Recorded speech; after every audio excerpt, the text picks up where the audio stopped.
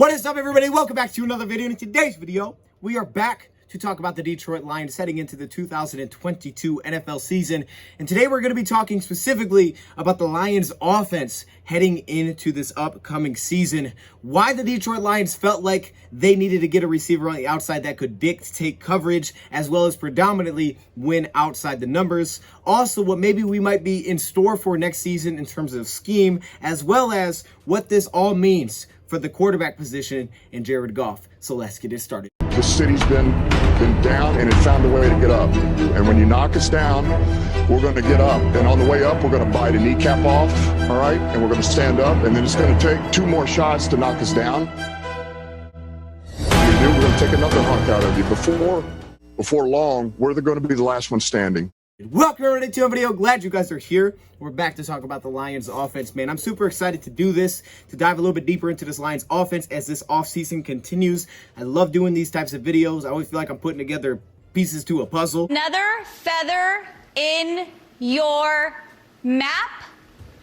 And it's like, oh, that one makes sense. And then you're like, wait a minute, that makes no sense. For the last 4 days, I've been watching Lions film of last season, early season, middle season, end of season, just rewatching games. At the beginning of this, I really don't know what I was planning to do in terms of a video. I feel like I may have a little bit of an idea of what the Lions are looking to do next season, combined with what the Lions have told us. Now, they're not going to give anything away. They're going to be like, hey, this is our scheme. This is the plays we're running. Like, they're not going to do that. They don't even know that yet, right? They still don't even have Jameson practicing right now. But based on what they've told us so far, based on what we saw last season, based on where Ben Johnson is coming from and Dan Campbell is coming from, what can we look forward to next season? As well as I wanted to talk about this receiver position because it's super exciting this year. We got some playmakers now. Jameson Williams is a beast. I started watching some of his film. Of course, not enough to do the video yet. We'll get to that at some point, but I've started watching it.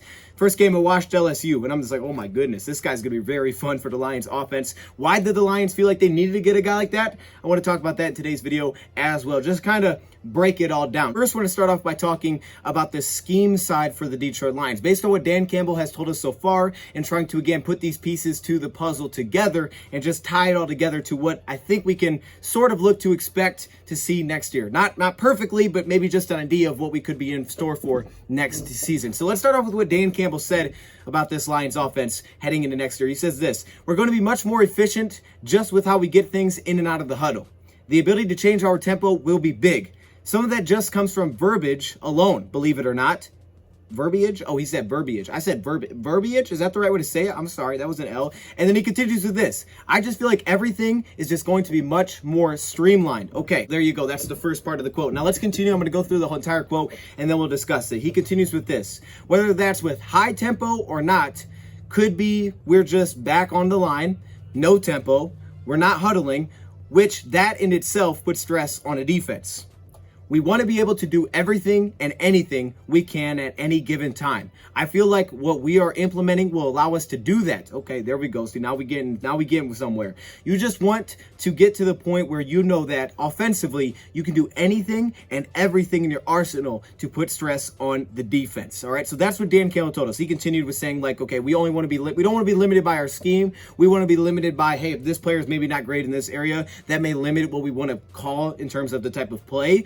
But we don't want to be limited to what we can do schematically. Well, what the heck is Dan Campbell talking about there, right? We hear that. What does that mean? Does that mean we want to play the 2-minute drill all the time? Does that mean we want to be up to the ball, snap it extremely fast? I mean, we had those snaps last season where we just get up to the line, snap it. There was no reading. There was no movement. It was just snap the ball, let's go. We had those. Does this mean we're trying to play the 2-minute drill?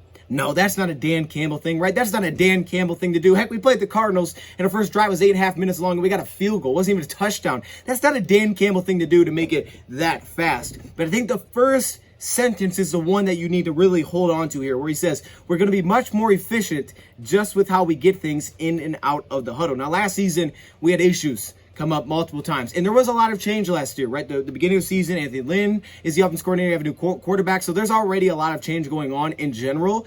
Then you get halfway through the season, we hear of Ben Johnson playing a much bigger role in the passing game. Basically, Anthony Lynn takes kind of a demotion. Dan Campbell starts calling plays offensively. So now you have those changes happening as well, with some personnel changes. The offense tackle to Deck coming back and Josh Reynolds. But schematically, there were some changes. Now, I do think we kept some things. We carried over some things from the beginning of the season with what we had to work with personnel-wise. But at the same time, there were still some changes. I thought Ben Johnson implemented some very creative play calls. That's not to say that we weren't didn't have creative play calls in the first half of the season, but they were different. They were their own way. Like the play against the Minnesota Vikings, right, where you kind of motion a fullback, you go play action, you hit Brock right, it's a touchdown. We had plays like that. The Arizona Cardinals play, the Amon-Ra St. Brown, play action, steps to the pocket, drops into the bucket, Amon-Ra St. Brown, touchdown. Last year, the Lions had some issues in terms of getting up to the line, snapping the ball, being efficient, as Dan Campbell would put it. Now, that's not to say we're playing 2-minute drill. That's not to say we're playing fast. We just have to be more efficient, getting up to the line earlier, basically, in the play. According to statistics, Football Outsider says the Detroit Lions averaged a play every 32.6 seconds, which was the 4th slowest in the league. While I expect that to go up, it doesn't necessarily mean that it has to go up. We can just have the ability to have it go up, as Dan Campbell says, because we don't want to be held back by what we do schematically. We want to be held back by, hey, if this player's limited, he's not great in this area, okay, we can't do this. However, we're not going to be held back on what we can do because we're not efficient enough at the line of scrimmage. Lions also had penalty issues. Delay of games. Lions has the second most delay of game penalties in the NFL. They had a ton of delay of games. Some of those you take, it's a punt. Okay, we'll take delay of game, whatever. But we had a lot of delay of game penalties. You look at the Vikings game where we would just line up there and we wouldn't even snap the football. And Jared Goff, if he's trying to get out there and read anything with the defense and you have 3 seconds to snap it, it's like, okay, I can't do this. We just have to take the delay of game, or we have to call timeout. Don't want to waste timeout, or we don't have a timeout. We take the delay of game, back up 5 yards. I even think false starts could be an impact of this. Not completely, but with just the timing of everything, if the timing's always kind of wonky, then yeah, you may have some false start issues because of that as well. That also has to do with personnel and changes, things like that. But the point is, Detroit Lions want to be more efficient. That's what you need to stake onto there. We're watching tons of games last season, specifically like every game in the second half of the year, all 22, multiple times,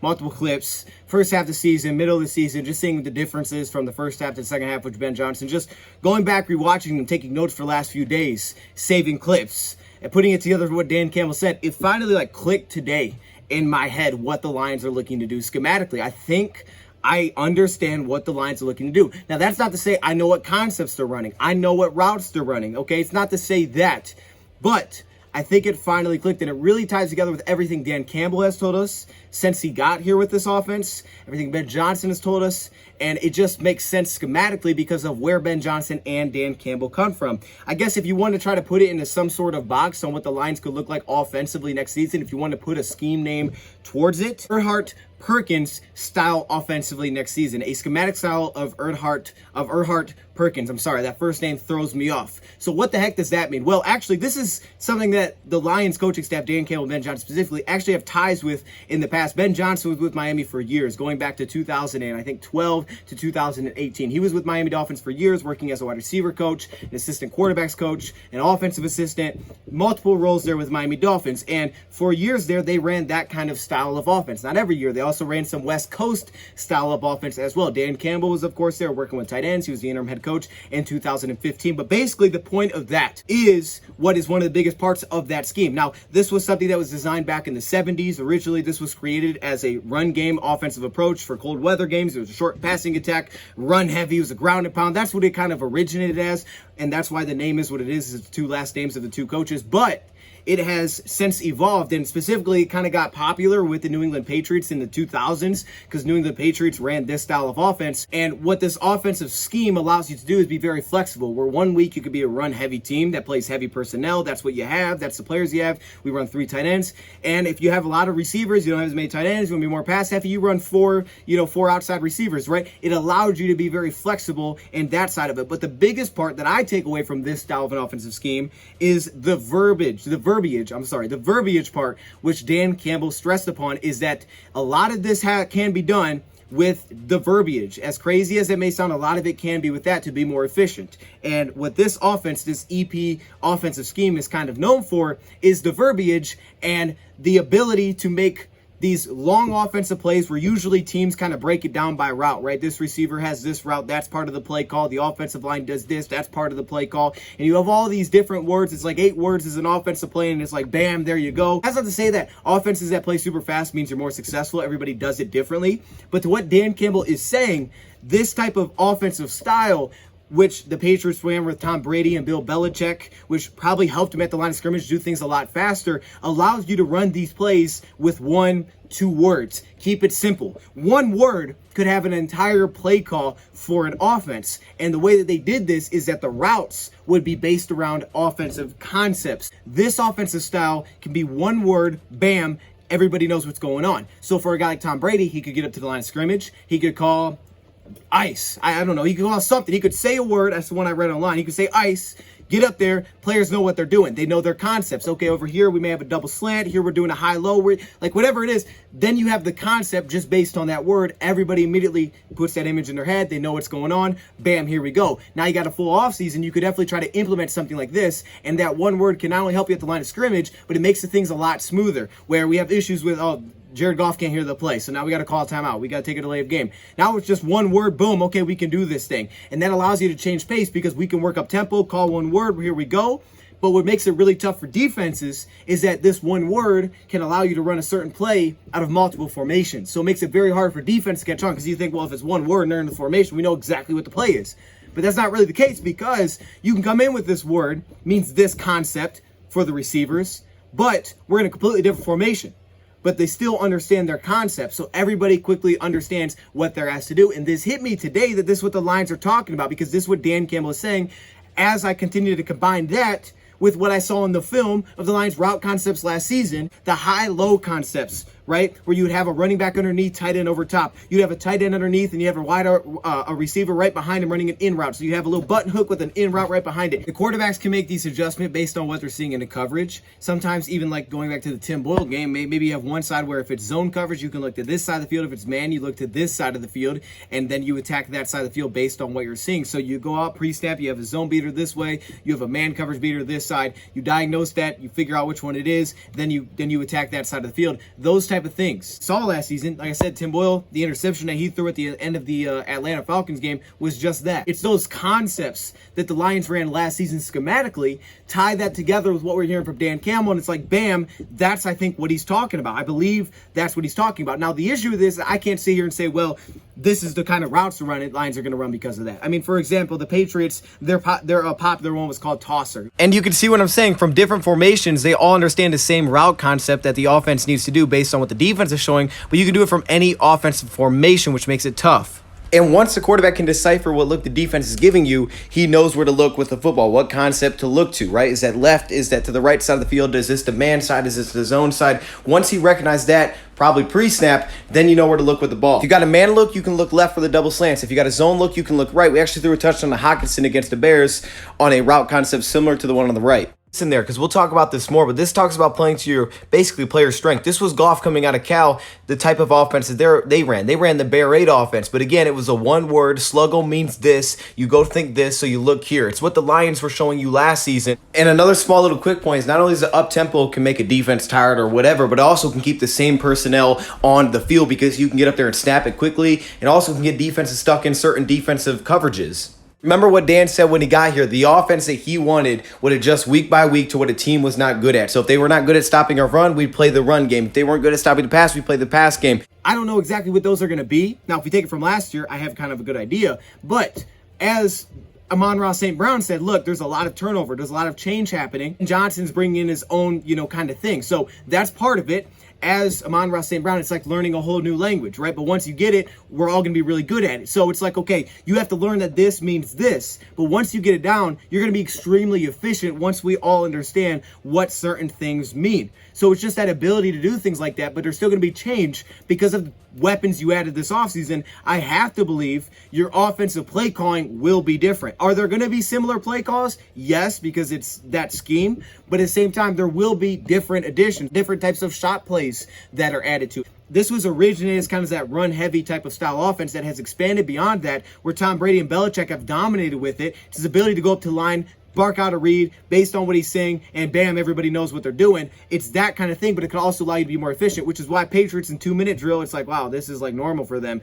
It's very efficient, right? It's not, people aren't lost, very smooth. You get that continuity between quarterback every single year. Things get smoother and smoother. I mean, think about a guy like Billy Zappi coming out of Western Kentucky, right? Took him a few years, but every year he got better in that style of offense. Eventually goes to Western Kentucky, brings a couple dudes with him, and he throws 60-plus touchdowns, 6,000-plus passing yards. Like, what's happening? Is it air raid offense, right? It's an air raid, kind of like Jared Goff came from a bear raid, but air raid offense, that after years and years of understanding it, you implement it in the Western Kentucky and you are dominant, right? Because it's just that continuity that you had within understanding that offense is what I think is what's being talked about here. What does this mean for the Lions quarterback? What does this mean for Jared Goff? As we said, he's came out of an offensive system at Cal that ran the Bear Raid offense, and it took him time. Like, that's something that's important to mention, is that by his final year there, he was running everything. He's running protections at the line. He's making calls. He's making changes to the offense. And while there were reports that, he wasn't making tons of changes, players liked it because he wasn't trying to do everything, because it's like, hey, now they gave you free roam to change anything you want at the line of scrimmage.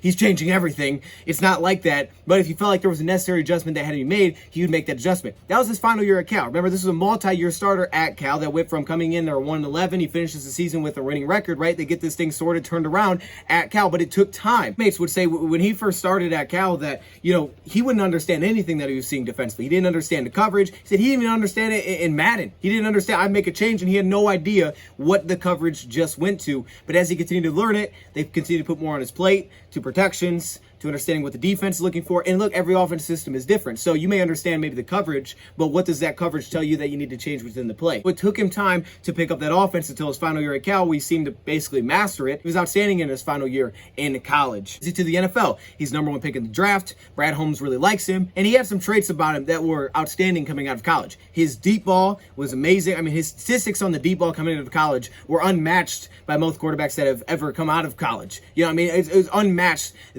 The consistency, the accuracy, just great in 20-plus yard passes. Anything down the field, he was outstanding in those areas. He was also great when pressure was in his face. Pressure's coming down his neck. He's about to take a big hit, but if the route's there, he knows what he's looking for. He trusts it to be open. He trusts that it's coming. He'll stand in there, take the punishment, deliver the pass. There's some beautiful throws. And these were two things that it was like, wow, coming out of college, he's got those. So he feels like he's got a pretty high floor, tied with the fact that his footwork is very smooth. It's fast. I mean, that was one drill that they ran at Cal all the time, where they wanted their quarterbacks, to have their feet on fire, where they were just always consistently moving. That way he can move the pocket. He showed some of that pocket athleticism, but a lot of that can tie together with trusting the route that's going to be there, knowing where to actually go with the football with that pressure. If you don't know where to go with the ball, you're not going to get the ball to your hands and stick in there and deliver a completion. If you don't know where to go with the football, or you don't know who's going to be open, or you don't know where to look with the ball in this situation, it's not going to happen. So that kind of thing is going to take time. But by the time it was his final year at Cal, you combine all these things together, he's standing there taking hits. He's got a really good grasp of this offense, but it was different for the NFL. Even Bailey Zappi, right, comes out of an air raid system. So there's adjustments that have to be made.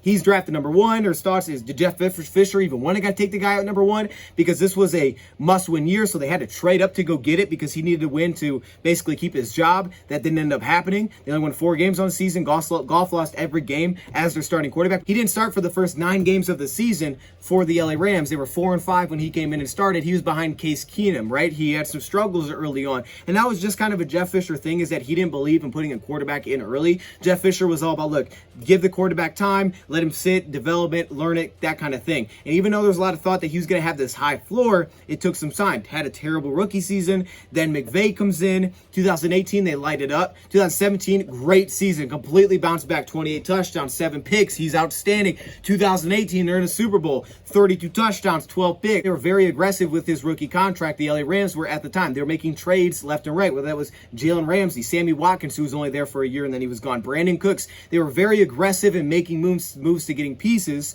with Sean McVay. They immediately go 11-5, which I think the Lions can have that type of season this year. Then they go 13-3. They make it to the Super Bowl, lose the Super Bowl. Sean McVay, the Rams, they decide to give him an extension, trying to get ahead of kind of the paying side, because we know it just constantly resets itself. So they give him this gigantic extension right after the Super Bowl. But then all of a sudden, things start to unravel. I mean, it started to unravel because this running game, which was the best in football, arguably, and it was just super dominant, that you could play off the play action, keep it simplified for Goff. And that was all fine and dandy until 2019 and 20 come around, and your run game falls apart. You lose the weapons. Your offensive line is not the same. You got McVay calling him out in pressers. I mean, it got bad. It got really bad.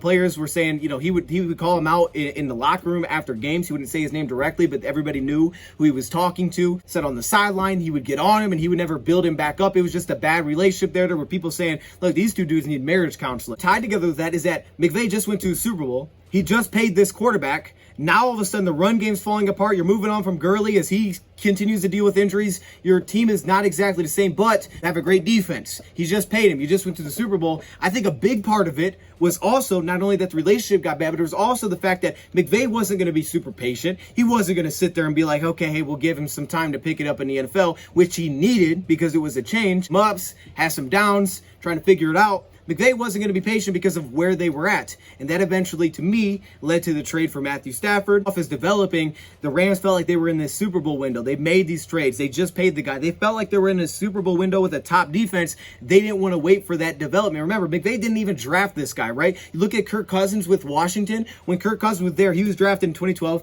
yes, as a fourth-round pick, but it took until 2015 before he became a starter with Washington when Sean McVay was there. It took time for him to develop into becoming that. He wasn't immediately the starter with Washington. It took time. Everything was fine in those early years because 2018 you're running the ball so well. You're playing through this jet motion offense, 11 personnel, these zone runs. Goff's able to play off of that. But as soon as that run game starts to fall apart and you're asking to put more on a Jared Goff, you're changing things up a little bit offensively, and Goff hasn't had the development because he's been able to play off of that. Once that is now gone, now all of a sudden, I believe Sean McVay lost that patience. As we've seen, every year he's continuing to get better. As there were stretches in 2020 where you're watching him, you're like, man, he's not even playing bad. Like, the relationship got very toxic, and I think that's what led to a big issue because in 2020, he got him off to a 7-3 start. And again, there was good moments in there. There were some major comebacks. I think there was a comeback against the Bucs in 2019 where he played really darn well, but there was inconsistency because he's still picking it up. He's still learning it. There's inconsistency there. But in 2020, right, there was great stretches. You get out, you're 7-3, right? He's playing well, plays well against Tampa Bay. Then you have a really big letdown kind of game against a team like Miami that gets after you. They blitz all the time,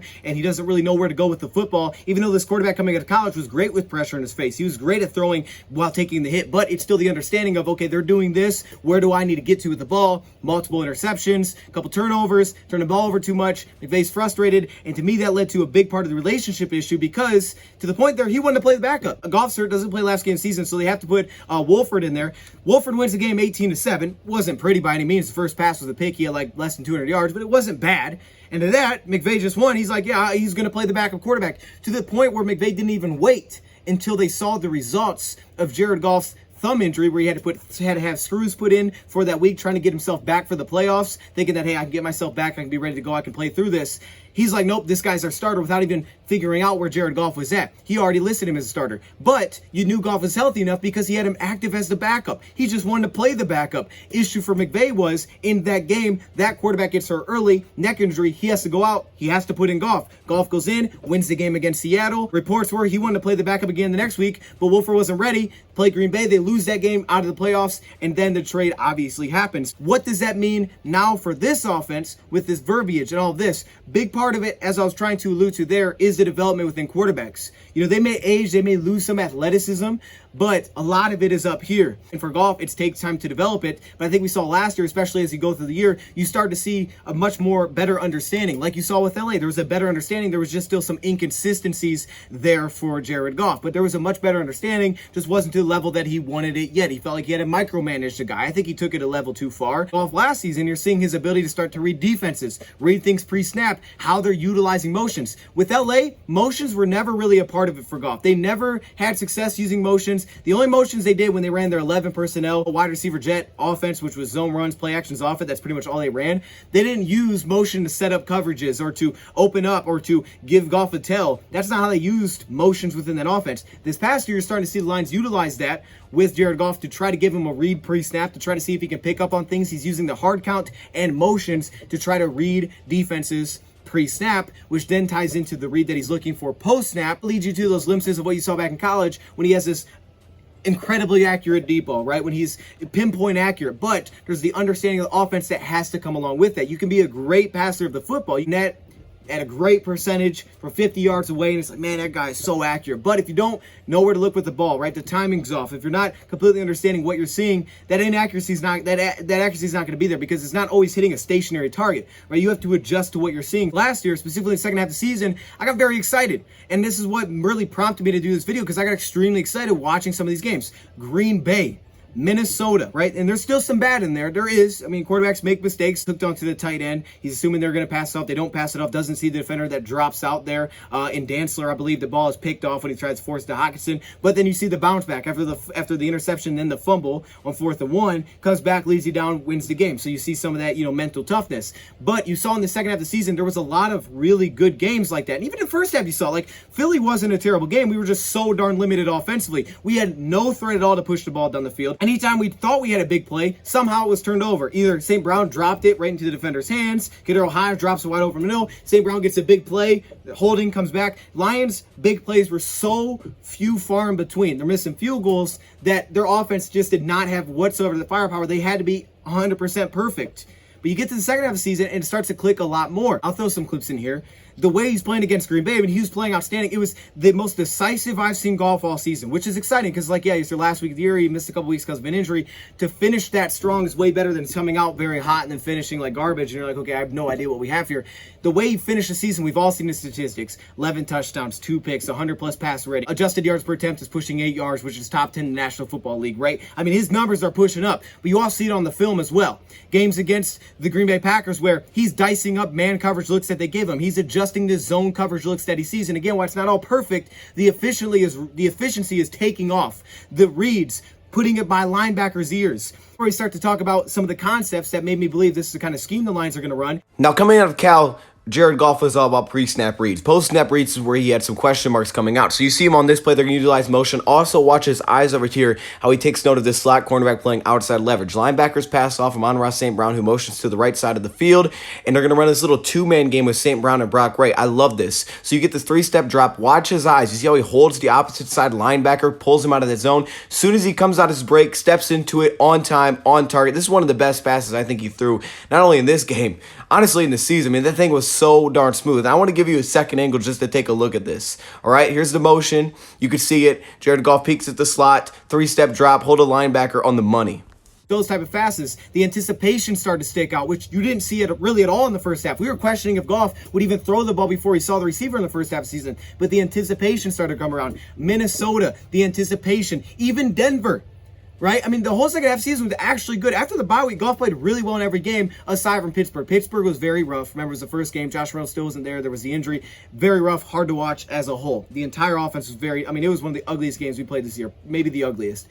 Probably not. We had some ugly games. But the second half of the season, aside from that game, Denver, we scored 10 points. But even if you watch that game, again, while it wasn't all perfect, was no TJ Hockenson. We were missing some pieces. The offensive line was banged and bruised up, and we had that through the entire second half of the season, which limited some of our shot opportunities. But even in that game, you're seeing the anticipation. You're seeing the Willie stick in a quarterback, take a hit. You're seeing him scramble. You're seeing him read coverage, pick up on things a lot faster, pre-snap, make more decisive decisions, and things are starting to click a lot better than they were. Still not enough firepower. Still didn't have the pieces in specifically that Broncos game to come back because you didn't have the firepower to score enough. Once we fumbled, gave up the field goal before half, it went from being down 10-14 to 24-10 instantly coming into the second half. It was like, we got a game. It was like, no, we don't. Immediately get stopped at the 1 yard line, they go down, score, game's over. We didn't have the firepower to have these quicker possessions, which that takes you to why the Lions felt like they needed these two receivers. Multiple reasons. First one I just hit on. The Detroit Lions did not have enough explosive possessions. They had way too many long, methodical drives where it was like 12 plays, and if you make a mistake, it's going to come back. We didn't have enough big plays. Now, I know Goff can't throw the deep ball, which we've already debunked many times. It's not true. However, the truth to it is that Jared Goff has to throw a deep ball a certain way. Goff is not one of these quarterbacks. He had a few in Cal, but in the NFL, I don't think it's going to be very often that he's going to have success where he's going to roll out, broke down play, step up and fire a ball 45 yards downfield. He had a couple at Cal. Some of them were still even dangerous then. You're like, that's probably going to be picked in the NFL. But he is again, we always talk about on time, on schedule, and it comes back to those pre-snap reads. He took some shots. You saw it in week one, Cephas taking shots. The guy's not getting a lot of space, but even week one, right, the guy came out, showed some deep ball ability. You're like, okay, there's something here. But getting that separation over top is very important. Having those guys that can win much quicker in the route. Josh Reynolds. First game we have Josh Reynolds, Chicago Bears. Double move, Goff stands in the pocket, takes a smack, delivers it 45 yards down the field, touchdown. You're like, where did that just come from? So this is possibly the worst diagram you've ever seen, but it looks like Chicago's in a 3-match type of coverage defensively here because you're going to get this slot cornerback to take the number 2. He's going to play outside leverage like they do. The outside cornerback taking the number 1 receiver on this play, which is Josh Reynolds. It's going to turn into man coverage, and then you could also see what else is going to be going on in this play. You got the safety buzzing down into the box. He's basically going to take on TJ Hawkinson, and then you have the opposite cornerback who's just going to drop into his cover 3 zone, and then you have the linebackers. One takes Swift out the backfield, the other one stays in a hook curl. The reason we know this, I think, is because what you see on the opposite side of the field, how you see the safety play it, and what you see of the nickel cornerback, him playing outside leverage, but matching this because they play outside leverage in that style of a defense. But Jared Goff has to recognize the outside receiver here. Josh Reynolds is going to get this one-on-one, which usually declares as a vertical route, so he's going to have to pick up in man, which is why the double move is so tough. I just love the play designs we had the entire second half of the season. It was so creative.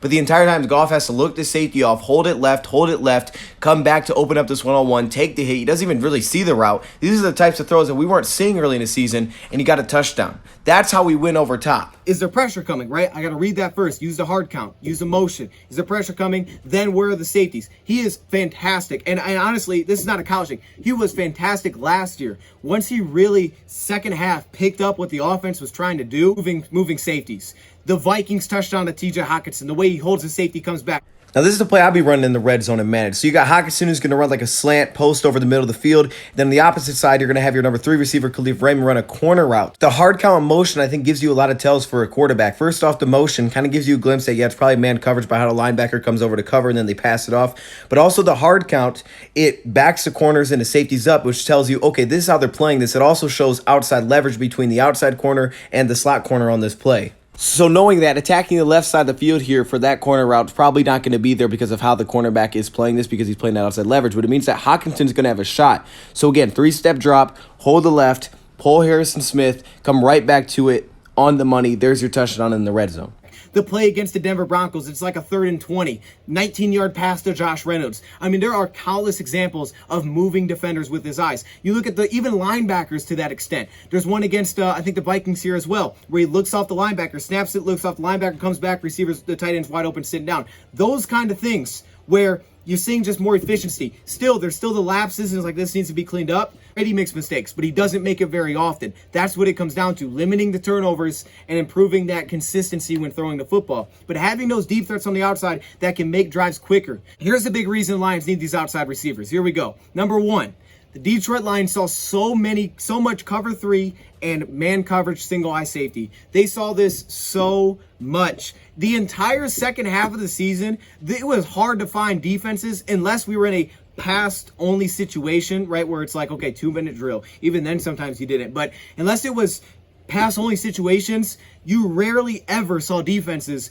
play 2 deep safeties on us. It almost never happened. And that's actually good because what it told you is the respect that they would give to the run game. A cover 3 defense helps against the run because you have a safety working into the box. You only have one safety over top. Cover 3 can be effective in that area. But not seeing 2 high coverage defenses also speaks to how well you're running the ball, but also at the same point, your inability to sometimes attack and stretch defenses to the point where you have to force them to back up those safeties. It's why Ben Johnson always says that will dictate coverage, which means he doesn't have to catch the ball, but defense have to know where he is. He will dictate coverage that you see, which will open up the run game, open up over the middle. It sounds super cliche, but it's the truth. Cover 3 and man coverage cover 1 was consistent. Almost every play, it felt like that's what we were seeing.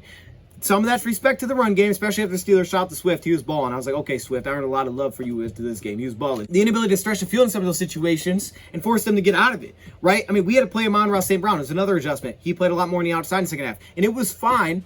It was okay. But the issue is you have him on the outside. Who do you have at slot? I mean, you know what I mean? Who do you have at slot receiver if you have him on the outside, right? Who can take advantage of the defense from there? A lot of times, we would put tight ends at slot. We put TJ Hawkinson there. We take shots at TJ Hawkinson on the slot. Right? No Cephas, none of these guys. Hodge didn't step up.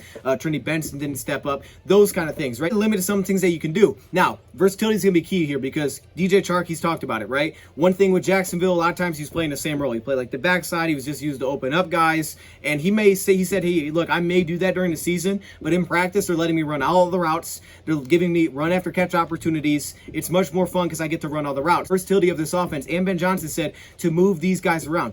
Ben Johnson has a plan. They didn't just randomly draft these guys like this might work. They have a plan with how they're going to use them. Versatility is key. And even Jameson Williams, who even Ben Johnson said he's primarily an outside receiver, he played slot, played behind the line of scrimmage. He was a very, very good rack threat. Chark is excited for that because he didn't get much rack opportunities in Jacksonville. A lot of stuff was over the top, jump balls underneath. I mean, there wasn't a lot of rack opportunities for DJ Chark. He wasn't used as that guy. But Detroit's going to do that because they're going to be flexible. They're going to stack you. They're play action rollouts.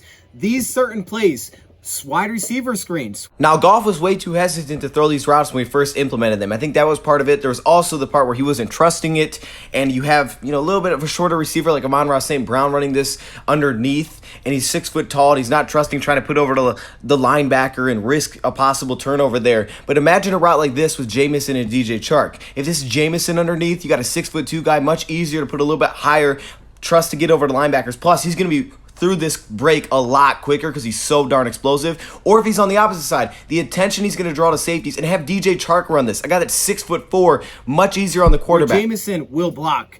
James Mitchell will block. Jameson Williams catches a screen, it's scary. He catches anything, it's scary because he is so shifty and top ends. Like, you think of Jameson like he's fast. That doesn't matter. Fast receivers don't plan out. You just can't be fast, and that's it. But guys that can change speed, make you miss, and catch the football, that's special. That's where Jameson's special. You get the ball in his hands, he's not just fast. He's shifty. Couple moves are absolutely ridiculous. They are absolutely ridiculous. And I mean, I'm going to watch more film on him when we do the video, but they're ridiculous. You leave him one-on-one, he's gone. I mean, it's like 20 yards difference. Now, this design away is similar to the Josh Reynolds one we just saw, but even Ben Johnson said he knows putting speed in the slot can be dangerous. Look at that. Did you see how much, look how much space he has if the quarterback can get this off. He garnered so much separation where almost all but 150 of his 1,500 receiving yards last year, he was considered to be open, where he was open from coverage. It was not going to be a contested catch. He created so much separation in the SEC. It was insane. But you can use him everywhere. So how do you get rack opportunities? Screens, play extra rollouts, some of these route concepts that we run, underneath drag routes where we would set up blockers in front of you. And we didn't run many jet sweeps last year, but who's to say we can't do it this year? We did a couple, but it wasn't very often. We didn't have a player that was good on jet sweeps. The only guy that we had that could be good here is maybe Khalif. Khalif doesn't make you miss, though. Amon-Ra St. Brown will run a couple because, he's pretty comfortable with the ball in his hands, line up at running back. You don't think they're going to get creative with these guys? Maybe not as much as they want Jameson getting a handoff, but that kind of creativity and ability to make things happen after the catch, it will be utilized in multiple ways. It's multiple reasons. It's not only what they can do after the catch, which is why they need these guys. It's also for defense's respect. It's also to take advantage of defenses when they don't give you that respect. And at the same time, for a guy like Goff, who had so much success at Cal with a 3-step, 5-step drop, hit that receiver. As a lot of them will say, 1, 2, 3, put it on him. It's as simple as that for quarterbacks. We can make it all as advanced and stuff as we want, but as long as the quarterback knows where he's going with the football, for Goff, a lot of it's pre-snap. Okay, look, weak side safety slide down the box. Just look at the play against Arizona, the touchdown he threw Josh Reynolds. That kind of thing. I trust Josh Reynolds. I read the coverage pre-snap. Here comes the motion, hard count. Okay, they're in cover 3. Weak side safety slides down underneath. They've been running cover 3 all game, so we're assuming it's going to happen again. Holds left, comes back right. There's no safety there. Bam. If he holds right the whole play, safety's going to be in the way. But you have 2 mirroring routes on both sides, so it gives Goff the flexibility to look either way. Come back to Josh. Does he need to see him? Touchdown. Those are the kind of throws that he threw in Cal. Plays broken down, roll out, throw it 50 yards. It's not going to happen. That's just probably not going to happen very often. Don't expect tons of those. I remember when Tim Boyle was playing, we were talking about how the Lions scheme was getting much better, and they were scheming up ways to beat coverages that defenses were throwing at him with their motions, with their route concepts. Here's another one against the Chicago Bears, right? So you're getting this outside leverage on the outside, and you have this concept where you have the vertical, and you have the corner route right behind it. The vertical is, of course, going to pull the outside cornerback on time with pressure, put it on TJ Hockenson. And these receivers, like Jameson, you're not pressing him one-on-one. You are not pressing him one-on-one. He'll go by you. And now that you can make these more efficient, get to line quick, see how the defense lines. Hey, look, they're pressing Jameson. The center field is closed. He's going to have room over there. Let me get my hard count. Okay, that's where they are. Make a change of play, change the concept, get by him. Simple as that. At very least, it'll draw that safety. It's those kind of things which they're going to bring to the table. And it will make Goff a much better deep ball passer. Think about when Goff was good with LA. What did they have?